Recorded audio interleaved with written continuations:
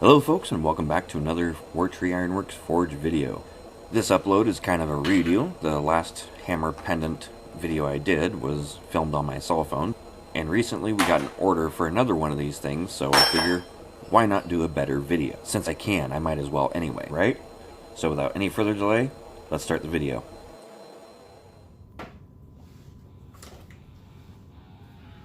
Hello folks, and welcome back. I'm Johnny, and this is Wartree Ironworks. Oh god.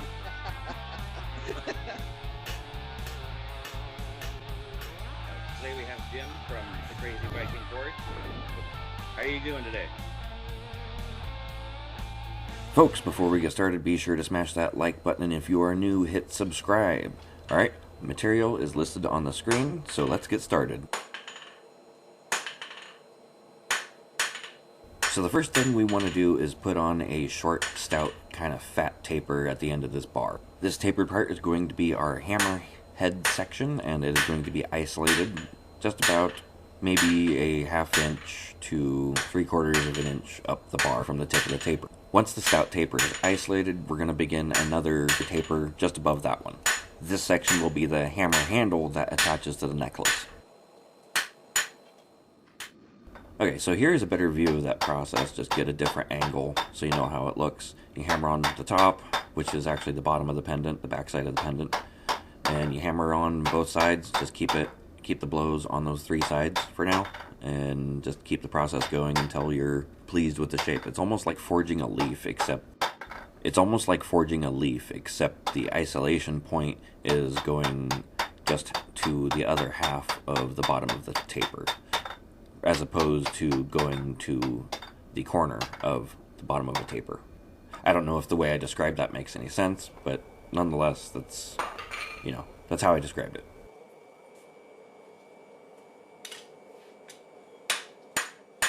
And also, just like doing a leaf, once you have your first taper, your isolation, and then your second taper formed, you're going to flip that bitch over and flatten it out, just like you would be doing a leaf. Make sure it spreads out on the sides, and don't try to make it too long.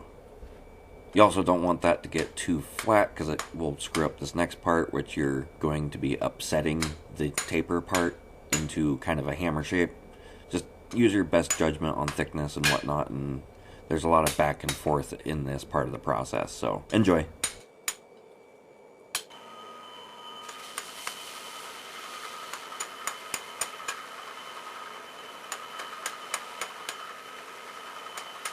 Also, another important thing to note: when you have your hammer head section flattened out and you're doing the upsetting, you want to use the cross peen to move that material from the center to one side and from the center to the other side. And you flip it around and do that on both front and back of the pendant. Eventually you have something that looks a little bit like a combat shovel. Just keep continuing that process until it becomes short and fat and wide. Something like what I'm drawing on screen right now. That's basically the finished shape, and we put a rune on it later on too.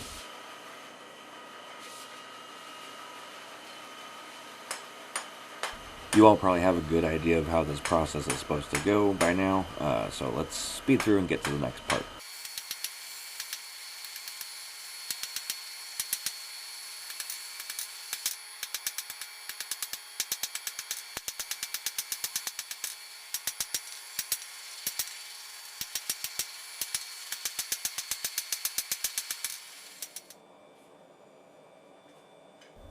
Okay, so we got the hammerhead part shaped, and we got the taper mostly shaped. We're finishing that up now, and then we're going to go ahead and isolate some more material at the total top of the shaft, I guess. The hammerhead being the bottom of the hammer handle being the top. So it's all backwards. But it's 2022, so what the hell do you do?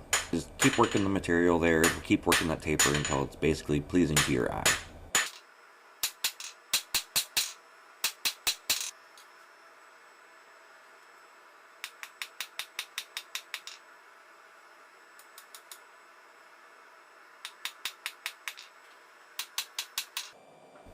And now we're going to isolate above the second taper and create that little loop section that the necklace will go through to hold the pendant. Basically just another repeat of the process: taper, isolate, and another taper. Much thinner taper. In fact, this is the most tedious part of the process, is making that little isolated part that becomes that loop. It cools down so fast, it's in and out of the forge a lot. So I hope you enjoy making these. You want to keep isolating that material about down to 1/3 of the thickness of the second taper. Just isolate it, flatten it out. Eventually we're going to cut it off and be just working the little pendant off of the bar. And as you can see, as I'm working on that isolation, I'm just kind of all over the place on this pendant, evening it out and making it as pleasing to my eye as possible. That is also an important thing to do, is make sure it's all straight and evened out as you are working on it. It leaves you a whole lot less work to do in the finishing process later on.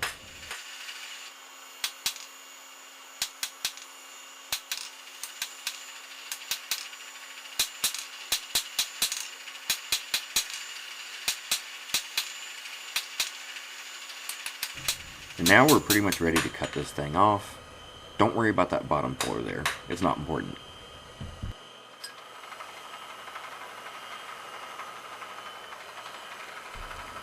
Yes, that's right. I use a framing hammer for a hot cut. It's a good budget tool. If you don't have a hot cut, you can go to Harbor Freight, grab a framing hammer, take it home, throw it in the forge, square that hammer head up, and pop it in your anvil. But make sure you do a heat treat on that blade section, otherwise you're just going to be struggling to keep it straight. So do a heat treat. With that in mind, this hot cut has actually held up really, really well. I went and bought this one shortly after I bought the Trenton, which was about 2 years ago or so, and it's been working really well. Every once in a while you have to redress it, no big deal. So I very much recommend this as a budget tool to get for your shop.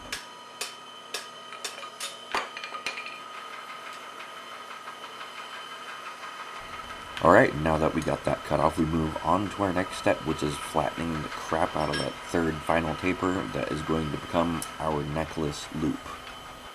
I think by now, at this point in the video, this part of the process is kind of self-explanatory.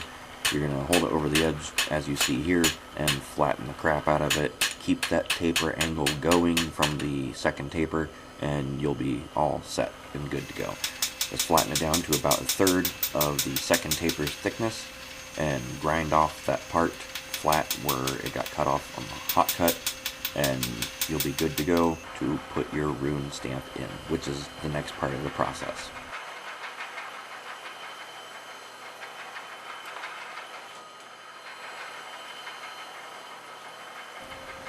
For this next part of the process, you definitely want a holdfast and some sort of chisel. I am using a round chisel that's been kind of blunted at the tip, so it doesn't cut, it stamps. I think that gives the rune or lettering, whatever you plan to put on this, a nice deep effect. But you can use whatever kind of small chisel that you want to put the rune in, whatever is best suited for your eye.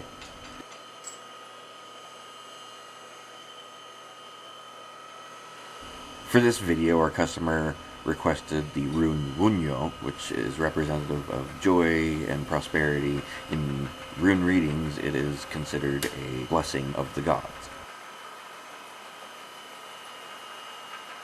So for this part, we want to employ little soft taps just to get a foundation of the rune in, or whatever lettering you're going to put in.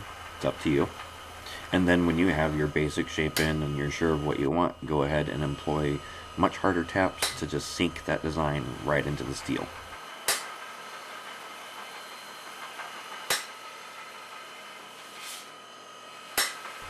Alright, let's speed this up, and while I'm getting this rune stamped in, I would just like to thank you for watching this video. I very much appreciate it. It is the first Forge video in quite a while, so I'm glad to be getting back to this and adding more content to the channel.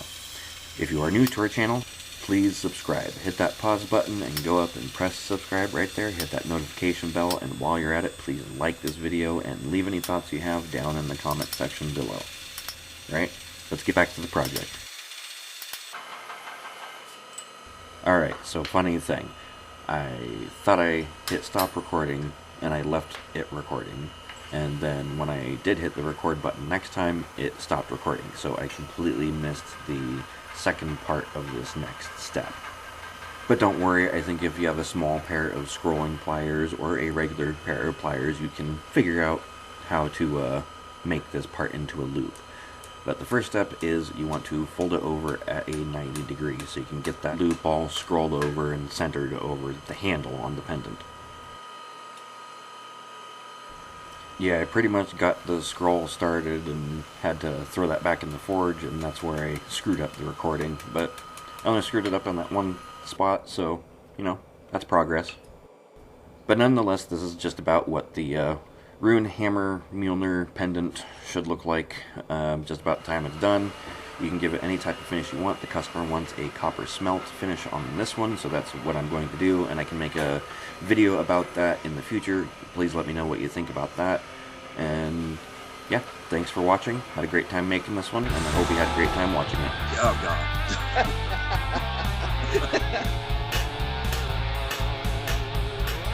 Today we have Jim from the Crazy Viking Forge. How are you doing today?